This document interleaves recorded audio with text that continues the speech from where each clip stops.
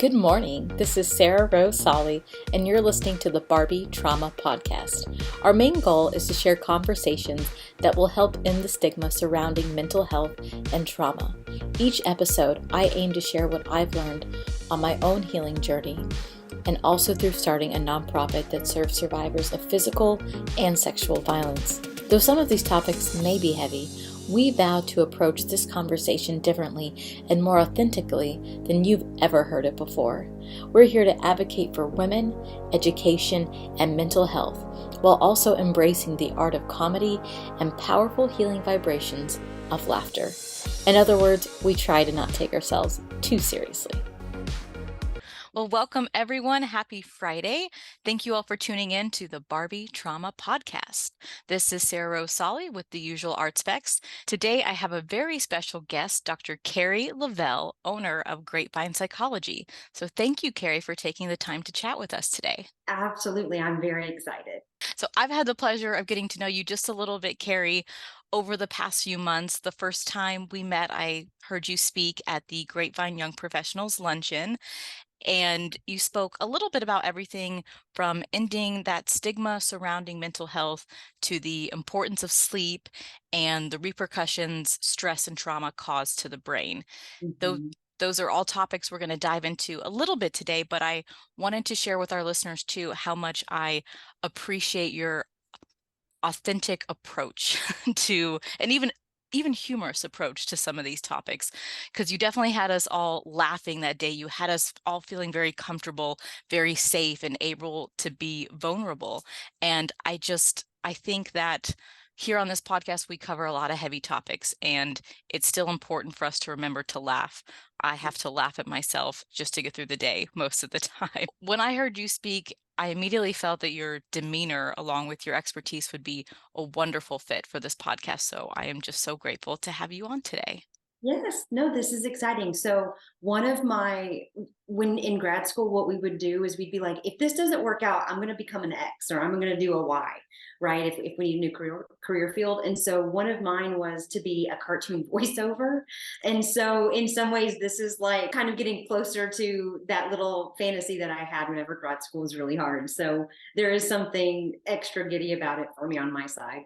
Oh, how fun. I could totally see you doing that. And speaking of grad school, so you are originally from Texas and went to A&M. Is that correct? I did my undergraduate in psychology at Texas A&M in College Station, and then I did my graduate training, my master's and PhD at the University of Southern Mississippi in Hattiesburg, Mississippi. Now, I do ask everyone who comes on this podcast, so humor me, which I know you're great at. If if you had to choose, what is your Barbie name or your Barbie identity? Psychology Barbie feels a little bit too basic. I'm going to say Girl Scout Barbie because I always, whenever instead of a pinky promise, I'll do like the Girl Scout honor. And people are like, how do you remember that? And I'm like, I don't know, I just do. But I grew up in Girl Scouts. When I really think about it and the career path that found me, I don't know that I found it. I think that it kind of came from just that pro-social engagement early on, and even some of my hobbies now I think are linked back to some of the skills that I learned in Girl Scout events. So I'm going to be Girl Scout Barbie. That's a great answer, and that actually might be the most unique one I've heard so far. Oh, awesome. I was in Girl Scouts too. Like I said, I don't remember it that well. Even the Girl Scout honor, the thing that really I remember most was like the camping trips. Yes. And that's where I learned about poison ivy, 1, 2, 3, don't touch me kind of thing with Uh-huh. the leaves. And that, I mean, that life skills, those are life skills. I remember quitting Girl Scouts whenever I graduated to senior. That was kind of a natural ending point, but it was that time in school where you're transitioning into like junior high and feeling too cool and some of those things. So I wish I could have followed it through and had the fortitude to do that. But I am grateful for the time that I had in it for sure. you have had your own practice since 2015.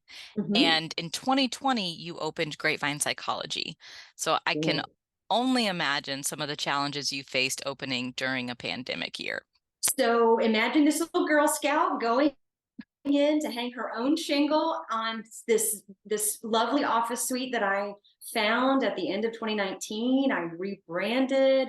I'm working on a new website. I am pumped to grow. And then life says, we're going to make this more challenging for you, and we're going to shut the world down for 2 weeks. And so, air quotes, 2 weeks. It was a really hard time for everybody. The demand for services was skyrocketed. Very good problem to have, but it was one that made it difficult sometimes to balance, because on the one hand, we couldn't do anything. So why not, work or see more people, offer more support? On the one hand, that was a way of coping, but on the other way, it wasn't necessarily a balanced way of coping. So that was a really interesting lesson learned, I think. On that same note, what are the best and worst parts about being in your field and specifically running your own business? Let's start with the worst parts. The funny thing that I'd say is that there's no one to blame.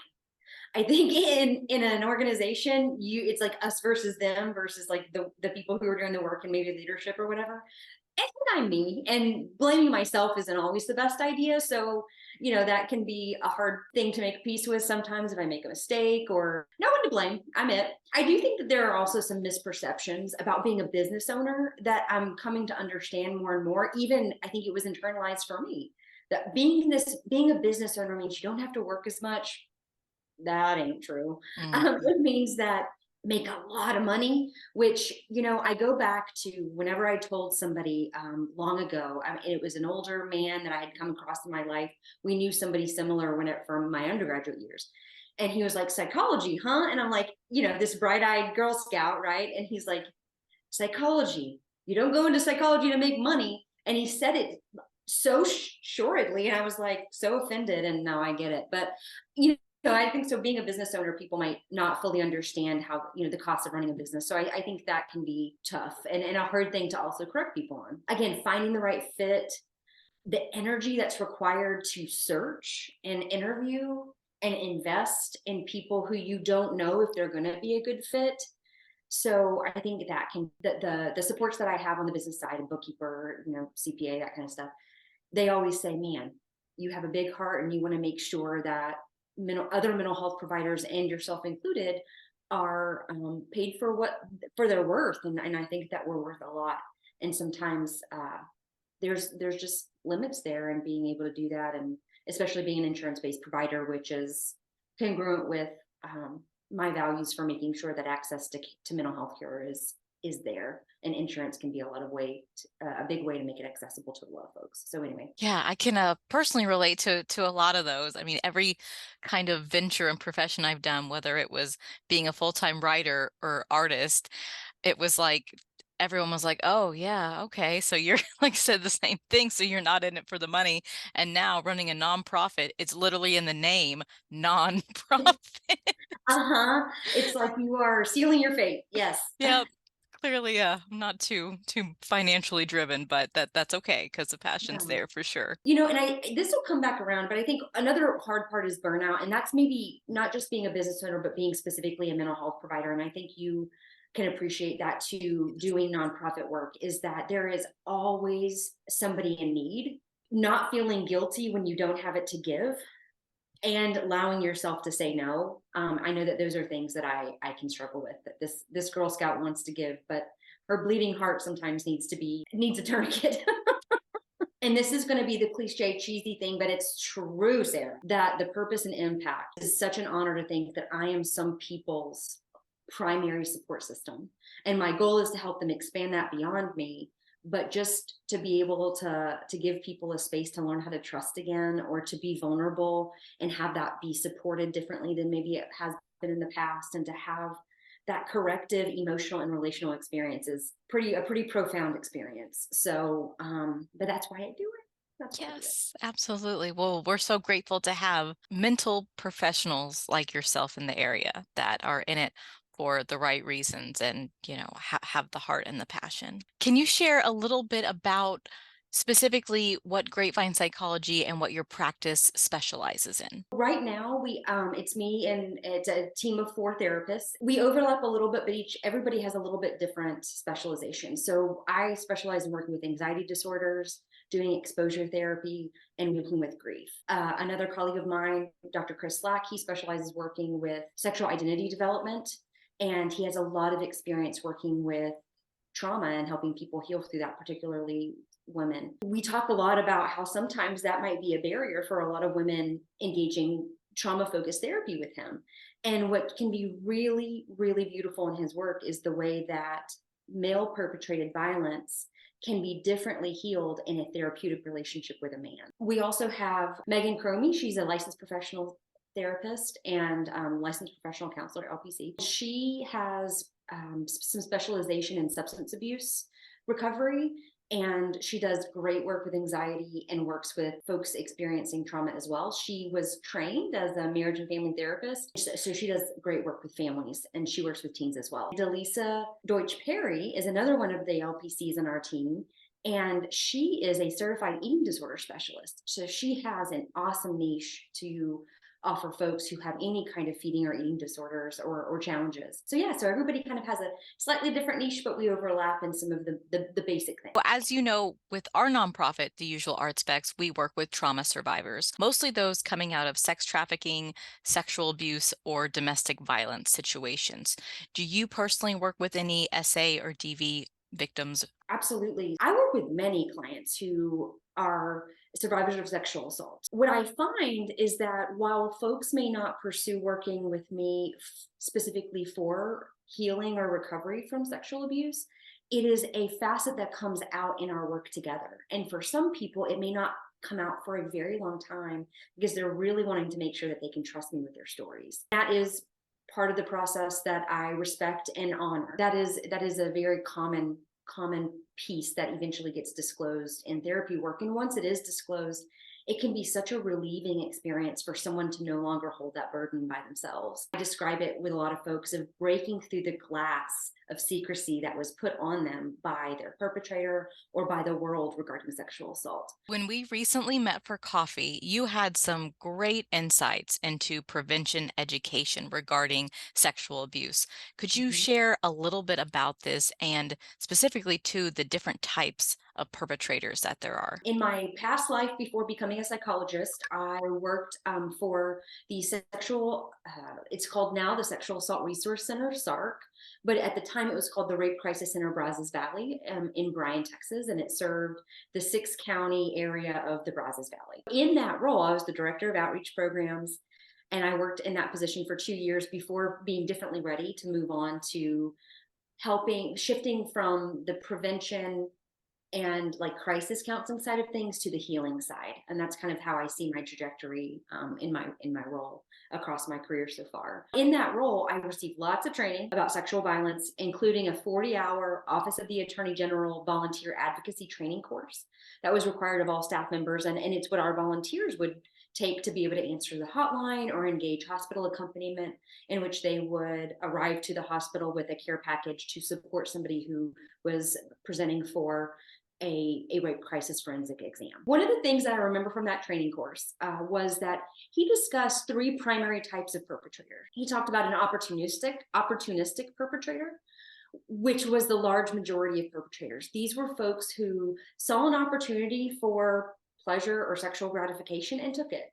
Maybe that was an intoxicated date. Maybe that was somebody who wasn't able to object. As horrible as that is, these were people who were more able to be redirected from their behavior. And then there was a power motivated assaulter or perpetrator, which is a much smaller proportion than that of the opportunistic type. They feel powerless in their life. And one of the ways that they seek feeling powerful is to perpetrate against people. For those folks, it isn't about necessarily sexual pleasure or gratification. It's about feeling powerful. Hurt people hurt people. And so those folks may have been hurt themselves. Those folks may have been in abusive home environments. And then there's the sadistic category, which is a very small percentage, let's say 1 to 3% or something very low. It's a pathological mental health issue, right? They are antisocial personality disorder. They have low regard or no regard rather for human life and human suffering. They have no empathy for other people in causing pain to others. They, when we watch a lot of true crime, that's what we think of as these folks who may operate in more sadistic ways. And the thing that makes these categories so poignant poignant, and for me to remember with this much detail to tell you off the cusp that day, is that this offered me hope. Bear with me as we talk about these things, because if I'm going to be dedicating some period of my life to rape crisis work, I need to know that there is hope, because otherwise it can, and even in the psychological care that I provide now, hope for change feels important for me to stay connected to, because if we can't change anything, it can feel pretty hopeless. It can feel pretty aimless. So anyway, this lesson in that training gave me hope that if we can reach out and reach this larger portion of perpetrators, those opportunistic perpetrators, then maybe we could reduce the quantity and proliferation of sexual violence across people, women and men included, right? Teaching people about consent, both people giving consent and people requesting consent. So if we can really talk about that, if we can help people understand the living impact of sexual violence or violence of any sort, that can really help people understand things that they may have been ignorant about, and not to absolve them of responsibility, rather, but to honor that that matters and that happen. Ignorance happens. I think this is so important for our listeners to not only hear, but to understand that A, there are different types of perpetrators, and B, as you mentioned, the majority of them are not these violent criminals like the media and the television often portrays them as. It's disturbing in one sense to have this knowledge, because these are going to often be people that you know, people that you trust your children around, their family members, their pillars in the community. That's really tough for most people to accept and to swallow. But as you mentioned, this is very interesting that it does bring a bit of hope, and perhaps the more outreach and education there is, potentially we could lessen these opportunistic offenders, which are the majority of them. So I think that's really, really powerful. That's something I don't think I've really heard many people talk about before. I will say that it was upwards of like 60 to 75%, right? It's not just 51% of perpetrators. It was a large majority. The folks who are committing sadistic acts are not going to be people who present themselves to mental health treatment or anything like that. I think that opportunistic perpetrators can also evolve into power seeking, especially if it was an opportunity that they capitalized on at some point in their earlier life, that then they begin to re-perpetrate because of a sense of power that maybe they're lacking. In your opinion, does prevention education designed for children work or not work? And what type of prevention education do you suggest? Let's define prevention for just a second. In my role at the Rape Crisis Center, the Texas Association Against Sexual Assault, or TASA, was a big leader and pusher of the kinds of programming that we did. And they did a lot of the research, and we had access to that. As there was a lot of momentum at that time about the concept of primary prevention, because the prevention that we were doing before the concept of primary prevention really took hold is secondary prevention. Secondary prevention is teaching people how not to be abused or assaulted. College women on the safe drinking behaviors, or it's the programming to children that teaches them that their bodies belong to me, and if X, Y, and Z happens to them, they should tell someone that they love or trust. On the flip side of that is someone that they love or trust is most likely going to be the one who are hurting them. And so that can be what convolutes this idea of prevention programming. So that's considered secondary prevention. Tertiary prevention is the kind of care that's provided after abuse or an assault has occurred. So the hospital accompaniment or the rape crisis call that somebody makes to the line to get support of, like, this happened to me. Again, I think those are excellent services and important services, but they're not preventing somebody from perpetrating, which is what primary prevention is.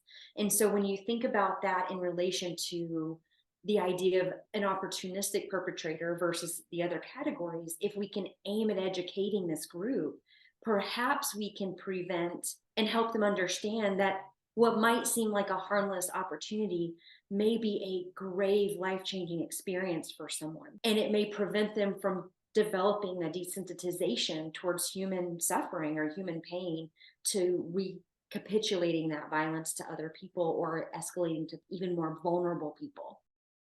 This podcast is something that we do for fun. It is not directly associated to my day job, which is founder and executive director of the nonprofit The Usual Art Specs. However, if you would like to donate to our nonprofit, all funds go directly towards providing art therapy and other resources for female survivors of sexual trauma and domestic violence. We greatly appreciate your consideration and support. To donate, please go to www.theusualartspecs.com.